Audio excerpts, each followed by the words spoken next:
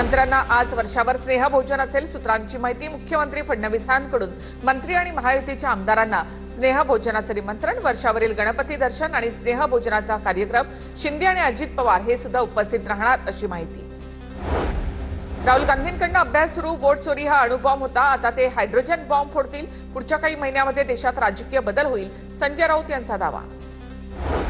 राहुल गांधींना सर्वसामान्य मतदारांनी अनेक वेळा नाकारलं। राहुल गांधींची चमचेगिरी करणं बंद करा। भाजपचे माध्यम प्रमुख नवनाथ बन यांची खासदार संजय राऊत यांच्यावर टीका। नंदुरबार जिल्ह्यामध्ये भाजप आणि शिंदे गटामध्ये वाद। शिंदे गटाचे स्थानिक नेते भाजपला डिवचत असल्याचा भाजप सरचिटणीस विजय चौधरी यांचा आरोप। भाजपच्या कार्यकर्त्यांना फोडून शिंदे गटामध्ये घेतल्यामुळे वाद।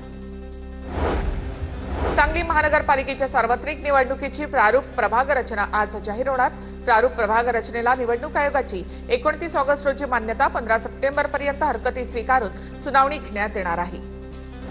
आरपीआय आठवले पक्षाच्या कामगार आघाडीचे प्रदेश अध्यक्ष प्रदीप कांबळे यांची पक्षातून हकालपट्टी। कांबळे यांच्याकडून पक्षाची बदनामी झाल्याचा ठपका आरपीआयचे प्रदेश अध्यक्ष राजाभाऊ सरवते यांनी काढलं पत्रक। अंडरवर्ल्ड डॉन अरुण गवळी याची 18 वर्षांनंतर नागपूर तुरुंगातून सुटका। सुप्रीम कोर्टाकडून जामीन मंजूर केल्यानंतर गवळीची सुटका। शिवसेना नगरसेवक कमलाकर जामसांडेकर हत्येप्रकरणी जन्मठेप। जळगावमध्ये आझाद क्रीडा मंडळाने उभारली अनोखी आरास। देखाव्यातून दिली भारताच्या पहिल्या सुपर कॉम्प्युटरची माहिती। आरास पाहण्यासाठी नागरिकांची मोठी गर्दी। विदर्भात मुसळधार पावसाचा इशारा। अमरावतीला ऑरेंज अलर्ट। मध्य भारतामध्ये जोरदार पावसाची शक्यता। विदर्भात काल दिवसभरामध्ये जोरदार पावसाची हजेरी। नांदेडमध्ये ऑगस्ट महिन्यामध्ये नैसर्गिक आपत्तीमुळे 15 जणांचा मृत्यू।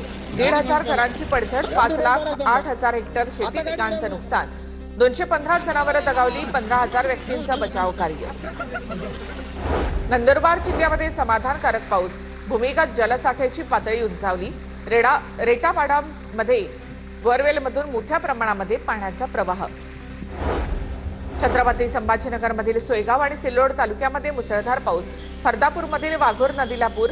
बनोटी जरंडी येथील धरण ओव्हरफ्लो। शेतकऱ्यांचं मोठं नुकसान।